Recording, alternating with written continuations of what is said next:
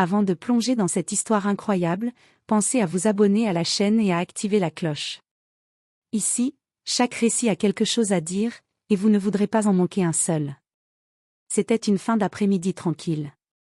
Un homme au cœur généreux, vivant modestement dans une petite maison en bordure de ville, venait de terminer son travail dans le jardin.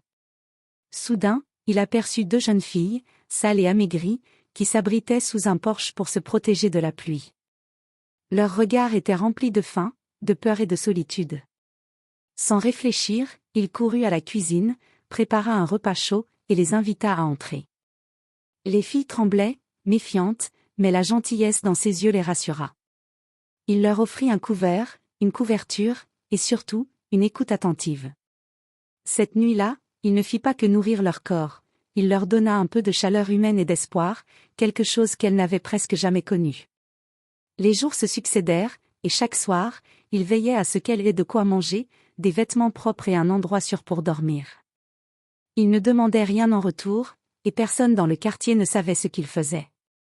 20 ans plus tard, alors qu'il vieillissait tranquillement, un bruit tonitruant déchira le ciel. Il leva les yeux et vit un hélicoptère atterrir juste devant sa maison. Le cœur battant, il courut vers la porte, et là, il les vit, les deux orphelines qu'il avait aidées, désormais des femmes accomplies, puissantes et influentes. Leurs yeux brillaient d'émotion et de gratitude. Ce qu'elles allaient lui offrir allait bouleverser sa vie, et prouver que chaque acte de bonté, même invisible aux yeux du monde, finit toujours par trouver sa récompense. L'homme, nommé Marc, vivait seul depuis des années. Sa vie était simple, un petit jardin, une vieille maison, et quelques voisins qui le connaissaient pour sa gentillesse silencieuse. Mais malgré son calme apparent, il portait un vide dans le cœur. Il n'avait jamais eu d'enfant, et son passé était rempli de regrets et de solitude. Cette fin d'après-midi-là, alors qu'il s'occupait des fleurs, il entendit des sanglots étouffés sous le porche. Deux petites filles, visiblement orphelines, tremblaient sous la pluie. Leurs vêtements étaient déchirés, leurs pieds nus dans la boue. Marc sentit une douleur dans sa poitrine. Sans réfléchir, il courut à l'intérieur, prépara une soupe chaude et un petit lit de fortune avec des couvertures qu'il gardait pour les invités occasionnels. Les filles, méfiantes au début, finirent par manger et s'endormir, épuisées mais soulagées. Pendant des semaines, Marc s'assura qu'elles aient de quoi manger, des vêtements et un endroit sûr pour dormir. Il leur racontait des histoires le soir, les guidait pour leurs devoirs improvisés, et leur montrait ce que signifiait la gentillesse. Ces filles devinrent sa famille, mais il ne leur demanda jamais rien en retour. Et lui qui pensait que sa vie serait ordinaire et sans éclat, ignorait encore que ses actes de bonté allaient le mener à un destin extraordinaire. 20 ans avaient passé. Les deux orphelines, Élise et Sophie, n'étaient plus ces petites filles tremblantes. Elles avaient grandi, intelligentes, ambitieuses et puissantes. Élise était devenue entrepreneuse dans la tech, Sophie dirigeait une organisation humanitaire internationale. Mais malgré leur réussite, jamais elles n'avaient oublié l'homme qui avait changé leur vie.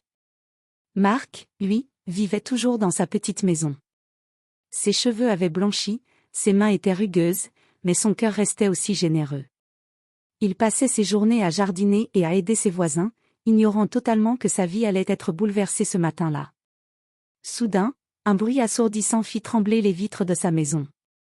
Un hélicoptère descendait lentement du ciel et atterrissait juste devant son jardin.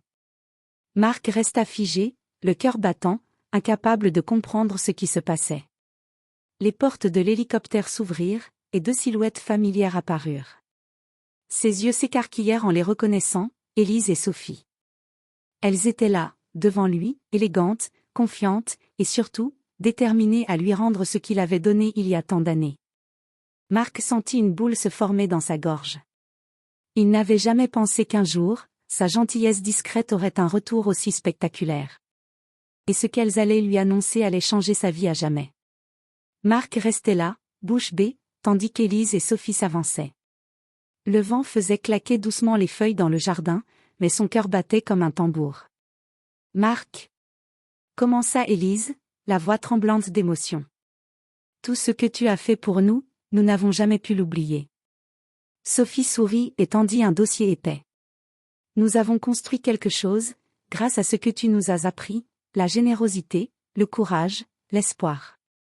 Et maintenant, c'est à notre tour de t'aider. Marc ouvrit le dossier. Ses yeux s'écarquillèrent. Des projets, des investissements, des entreprises, toutes portaient son nom. Son simple geste de bonté avait été transformé en héritage concret, capable de changer sa vie et celle des générations futures. Puis, Élise sortit une clé en or massif et la tendit à Marc, et pour que tu puisses profiter pleinement de tout cela, nous t'avons réservé une maison, et un voyage autour du monde si tu le souhaites. Marc sentit des larmes couler. Il n'avait jamais rêvé d'une telle reconnaissance. Sa générosité, discrète et sincère, venait de lui offrir une vie qu'il n'aurait jamais imaginée. Ce jour-là, il comprit une vérité universelle, aucun acte de bonté ne reste jamais invisible. Même le plus petit geste peut un jour revenir transformer votre vie de manière spectaculaire. Et tandis que l'hélicoptère s'éloignait, emportant Élise et Sophie pour un rendez-vous important, Marc sourit. Son cœur était rempli de gratitude, et d'un espoir qu'il n'avait jamais connu.